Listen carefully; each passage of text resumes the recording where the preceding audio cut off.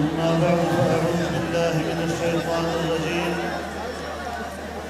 بسم الله الرحمن الرحيم. يريدون ليطفئوا نور الله بأفواههم والله متم نوره ولو كره الكافرون. صدق الله العظيم.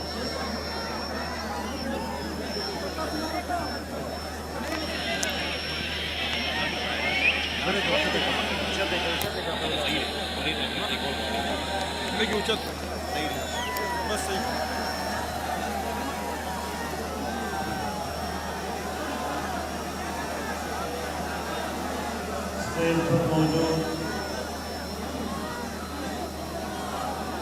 رہنمایان قوم، بزرگان ملت، میرے دوستوں اور بھائیوں، جوانوں،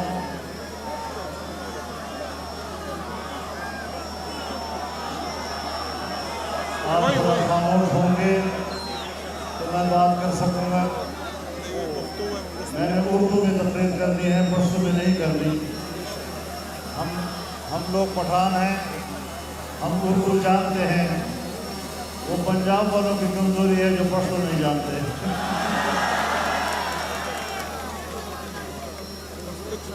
میرے محترم دوستوں، طویل عرصے کے بعد آج یہاں سوات کی ٹھنڈی فضاؤں میں پاکستان ڈیموکریٹک موومنٹ کے زیر انتظام اس عوامی اجتماع کا ایک بار پھر آغاز کر دیا گیا ہے. میں صوبہ خیبر پختونخوا کے جوانوں کو، بزرگوں کو، ماؤں اور بہنوں کو اور بالخصوص سوات اور مالاکنڈ کے اپنے دوستوں کو سلام پیش کرتا ہوں، جنہوں نے ایک لمبے تعطل کے بعد جب پھر انہوں نے آغاز کیا تو ایک انتہائی کامیاب آغاز کے ساتھ آپ نے یہ جلسہ منعقد کیا. میں آپ کے جذبے کو سلام پیش کرتا ہوں. اس کا معنی یہ ہے کہ عوام کا جذبہ سلب نہیں ہوا. آپ اب بھی پرجوش ہیں اور آپ آج بھی اس ملک کے لیے پرجوش ہیں. ملک میں سیاسی اور آئینی حکمرانی کے لیے پرجوش ہیں اور انشاءاللہ پاکستان سے اس ناجائز حکومت کا خاتمہ کر کے ہی دم لیں گے انشاءاللہ.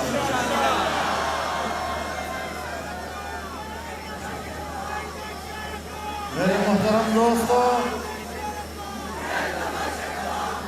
محترم دوستوں، آپ کو یاد ہوگا میں کافی زمانے سے، بڑے عرصے سے یہ بات کہہ رہا ہوں کہ عمران خان پاکستان کی سیاست کا غیر ضروری حصہ ہے.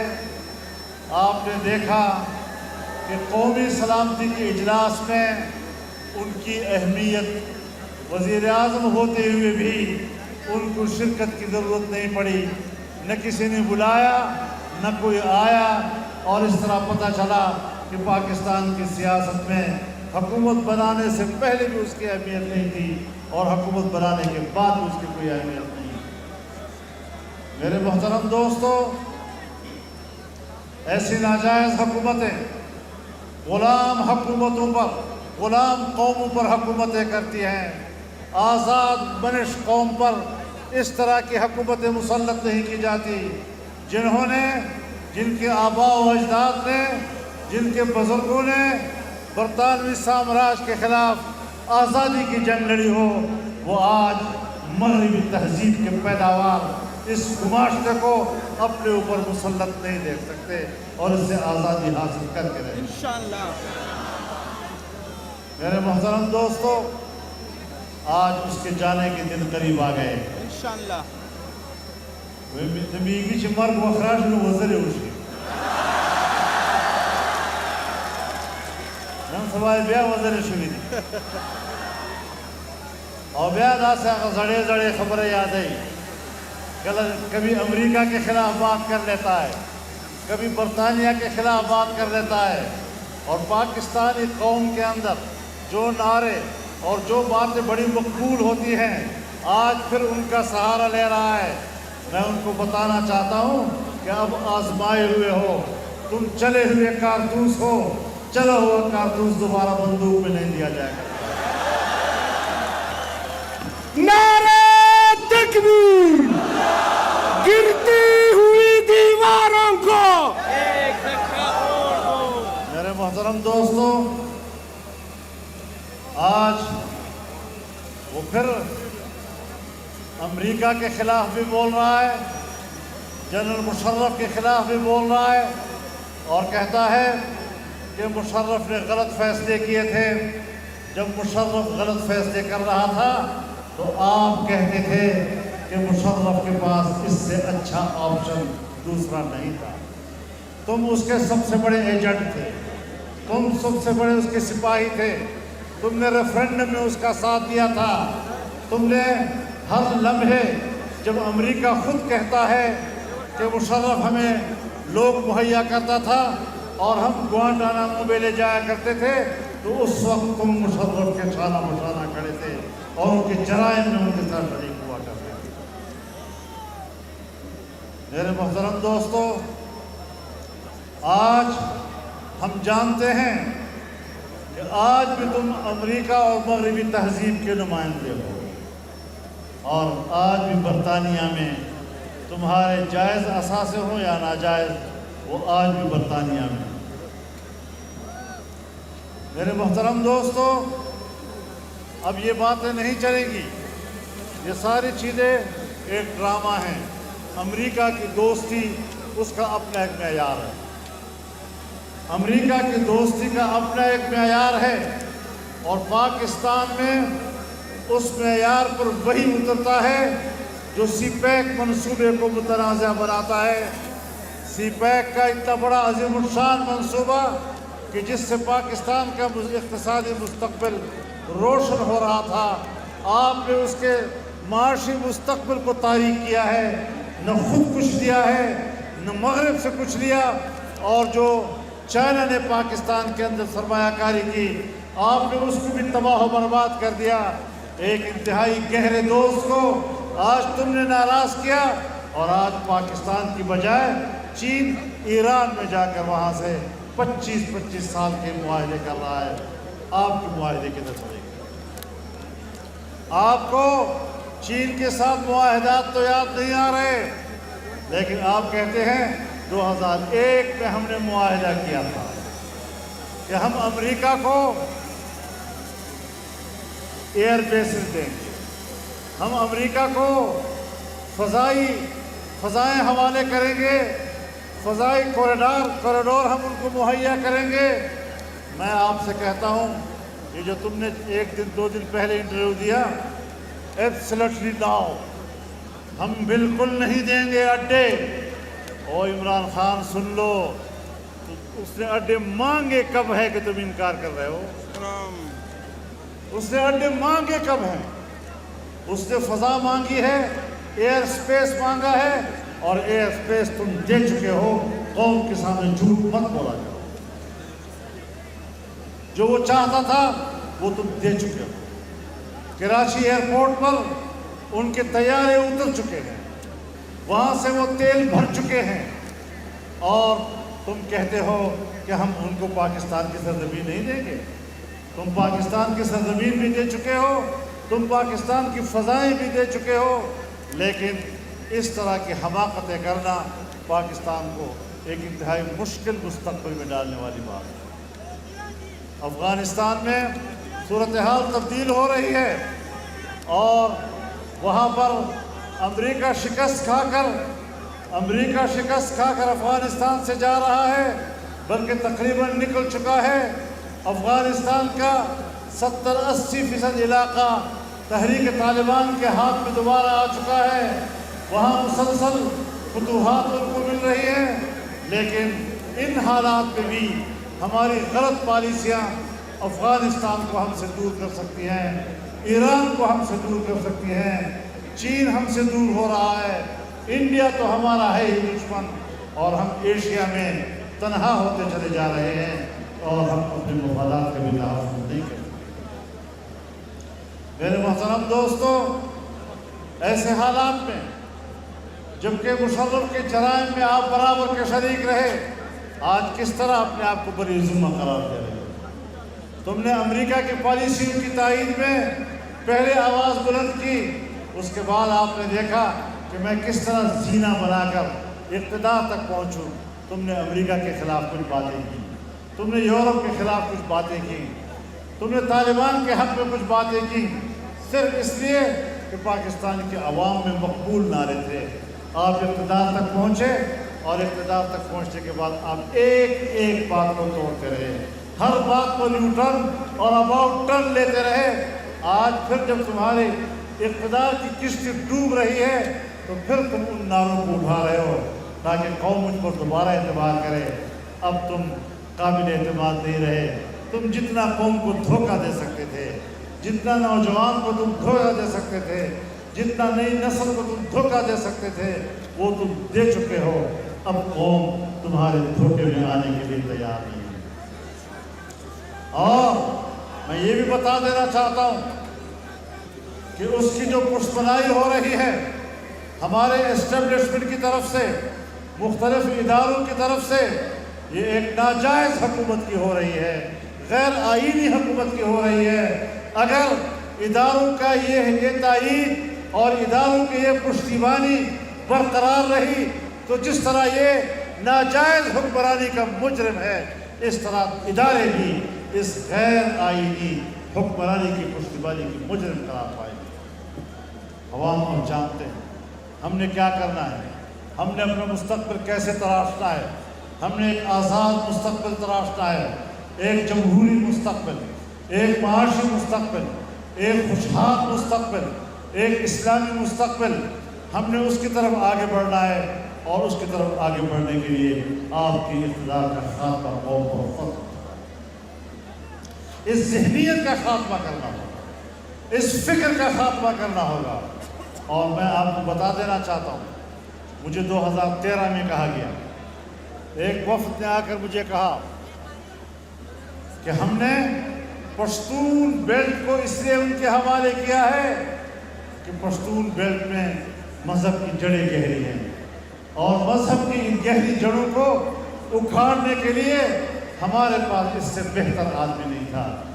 تم نے مذہب کی جڑیں اکھاڑنے کے لیے تم یہاں آئے ہو، تم نے ہمارے علماء کو خریدنے کی کوشش کی ہے، تم نے ہمارے مساجد کو خریدنے کی کوشش کی ہے، تم نے ہمارے ائمہ کو خریدنے کی کوشش کی ہے۔ لیکن میں اپنے علماء پر فخر کرتا ہوں، اپنے ائمہ پر فخر کرتا ہوں، داڑھی پگڑی پر فخر کرتا ہوں کہ انہوں نے باوجود غربت کے، باوجود کسب پرسی کے، انہوں نے آپ کے پیسوں کو مسترد کیا، آپ کے مغرب کی امداد کو مسترد کیا، آپ کے ڈالر کو مسترد کیا۔ اور آئندہ بھی تجربہ کر لو، انشاءاللہ آپ کے یہ داؤ اب نہیں چلے گے۔ تو میرے محترم دوستو، ہم نے آگے مستقبل کی طرف جانا ہے، ہم نے ایک آئینی مستقبل کی طرف بڑھنا ہے، اور ایسی حکومتوں کے خلاف ہم نے علم بغاوت بلند کر دی۔ کوئی سمجھتا ہے کہ بغاوت بہت خطرناک لفظ ہے، میں ڈنکی کی چوٹ کہتا ہوں کہ میں یزید کے ہاتھ پر بیعت کرنے کے لیے تیار نہیں ہوں۔ تکبیر! تکبیر! اور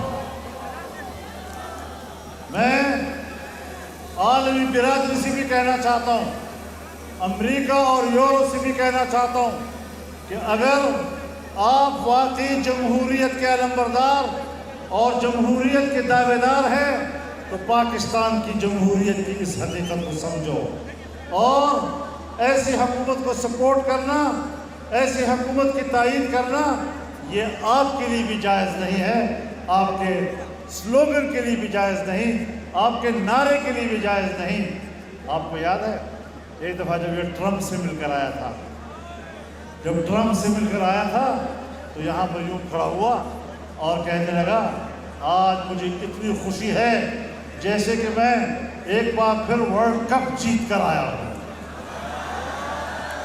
آپ نے سنا ہوگا ٹرمپ سے ملاقات پہ اتنی خوشی، کبھی چین سے واپس آ کر بھی تم نے ایسا بیان دیا؟ کبھی دنیا کے کسی دوسرے ملک سے واپسی پر بھی اتنی خوشی کا اظہار کیا؟ لیکن نہ ٹرمپ رہا اور نہ تم رہو گے انشاءاللہ۔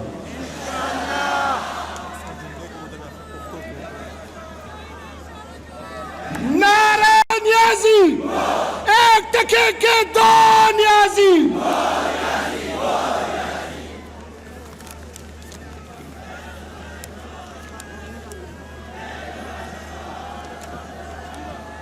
تمام محترم اورونو پی ڈی ایم دغه لویه جلسه دا د یو نوي تحریک آغاز ده او تاسو به ګورئ انشاءالله چې جلسه دومره لویه ده او دومره عظیم الشانه ده او د عوامو دومره لوی شرکت ده په هغې کې چې د یوې پارټۍ نیمې کمی پکې نه محسوسېږي۔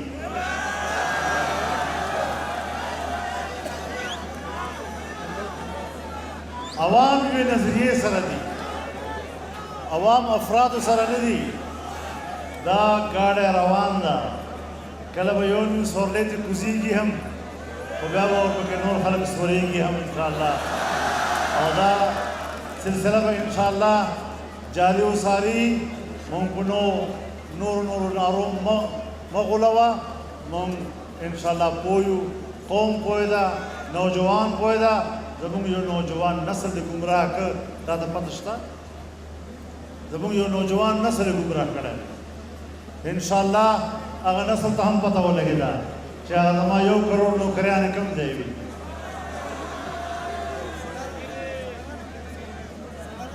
دیرشو لکو نه زیات برسر روزګار ملازمین د ملازمتونه وایستل، او دی وایي چې زه به نوکریانې ورکوم۔ دا خو پاکستان ته یو پیسه رانه وړله، بجټونه دې پاس کړل، دروغ دې قوم ته ووې۔ اول بجټ کې دې سالانه ترقي تخمینه وښودله، هغه دروغ وښودله۔ تېر ځل دې بجټ پاس کړ، 0 نه لاندې لاړلې، اوس دې بیا په دروغو باندې څه خبرې کړي دي؟ دا داسې ده وایي زه به ټیکس نه اخلم خلکو نه، ټیکس به نه زیاتوم خلکو نه، نو چې ته ټیکس نه زیاتوې او بجلی راته ګرانه کې، گیس راته ګران کې، پټرول راته ګران کې، او د بل جیب نه مانه پیسې وباسې، ما ته د کومه فایده ورسوه؟ او بیا به ویل وایي زه چې کله حکومتونه وایي ټیکسونه زیاتوي، دا وایي مجرمان دي، دا وایي ناجایزه دي۔ نو نن چې ته ټیکسونه زیاتوې او ته قیمتونه زیاتوې، نو تا خو هغوی باندې هم ور واړولی، قرضې دې واخیستې په هغوی دې هم ور واړوله، مهنګایي دې په هغوی ور واړوله۔ اوس خلک هغه زاړه غواړي چې خدای هغه زاړه چې ته ورته غله وایه، خدای هغه واپس راولې چې موږ لکه زندګي خو خوښ کړو۔ ته غل هم یې، دروغجن هم یې، بېدینه هم یې، بې حیا هم یې، او کردار په لحاظ سره غلیظه هم یې، په هېڅ قیمت باندې ستا اقتدار ته سر کټولو ته موږ تیار نه یو۔ الله تعالی د پاکستان حفاظت وکړي، او الله دې دا وطن او دا ملک او دا قوم د دغسې ناجایزو او ناکاره خلکو نه خلاص کړي۔ الله دې موږ ته هدایت نصیب کړي۔ واخر دعوانا ان الحمد لله رب العالمین۔